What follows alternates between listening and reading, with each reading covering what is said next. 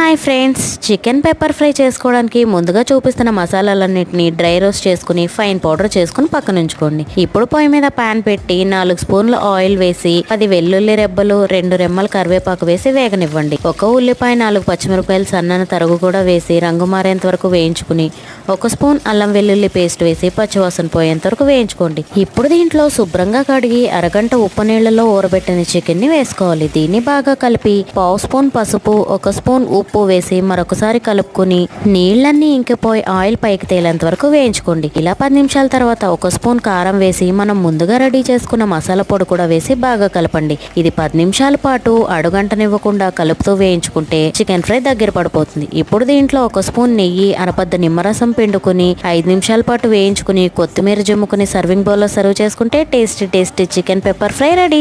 మీలో ఎంతమందికి ఈ రెసిపీ అంటే ఇష్టమో కామెంట్ చేయండి. లైక్ చేసి మన ఛానల్ ని సబ్స్క్రైబ్